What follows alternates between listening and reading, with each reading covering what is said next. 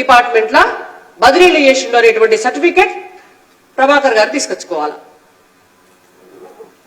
ఇంకా ఇంకొక మాట అన్నారు, బండి సంజయ్ గారిని అధ్యక్ష పదవి నుంచి ఎందుకు తొలగించిండ్రో బండి సంజయ్ సమాధానం చెప్పాలి అని అన్నారు. చిత్రమైనటువంటి విషయం ఏంటంటే ఆ అంశం మా పార్టీకి సంబంధించినటువంటి అంశం, మా పార్టీ అంతర్గత వ్యవహారం, మా పార్టీ రాష్ట్ర నాయకులు జాతీయ నాయకులు అనేక సార్లు చెప్పినారు. అది మా పార్టీ నాయకులు చెప్తే అదొక ఎత్తు. ఈ ప్రభాకర్ అన్నే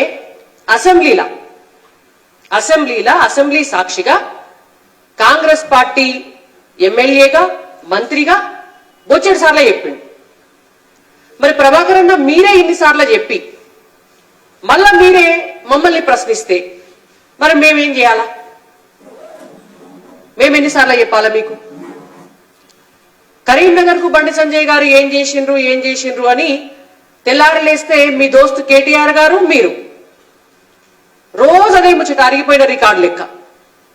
ఇప్పటికీ నెత్తి నోరు కొట్టుకొని కరీంనగర్ కు బండి సంజయ్ కుమార్ గారు ఏం చేసినారు, తెలంగాణ రాష్ట్రానికి నరేంద్ర మోడీ గారు ఏం చేసినారు, భారతీయ జనతా పార్టీకి తెలంగాణ అభివృద్ధిలో ఉన్నటువంటి భాగస్వామ్యం ఎంత, ఇవన్నీ కూడా ప్రతి బహిరంగ సభల, ప్రతి వేదికల, ప్రతి ప్రెస్ కాన్ఫరెన్స్ లా చెవులు చిల్లులు పడేటట్టు చెప్తున్నాం.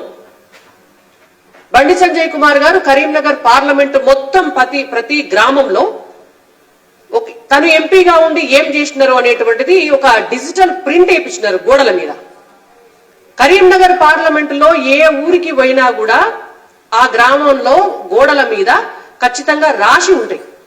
మరి వాళ్ళ పొన్నం ప్రభాకర్ అన్నకు కళ్ళు కనబడకపోతే, ప్రభాకర్ అన్నకు చెవులు వినబడకపోతే మరి అది మా తప్పు అవుతుందా? లేకపోతే మరి మీకు వినబడాలి అంటే ఏమన్నా చేయాలంటే మరి తీసుకుపోయి మేమే ఎక్కడన్నా డాక్టర్ దగ్గర చూపించమంటే చూపిస్తాం. అది మా తప్పెట్లయితుంది? కరీంనగర్ ప్రజలందరికీ తెలిసిన తర్వాత, కరీంనగర్ లో ఉన్నటువంటి కాంగ్రెస్ పార్టీ కార్యకర్తలకు కూడా తెలిసిన తర్వాత, కరీంనగర్ లో ఉన్నటువంటి బీఆర్ఎస్ పార్టీ కార్యకర్తలకు కూడా తెలిసిన తర్వాత మరి పొన్నం ప్రభాకర్ గారికి కేటీఆర్ గారికి మాత్రమే వినబడతలేవు అంటే దానికి మేం బాధ్యులం కాదు అని మా ప్రభాకర్ అన్నకు మళ్ళా కూడా నేను చెప్తున్నా.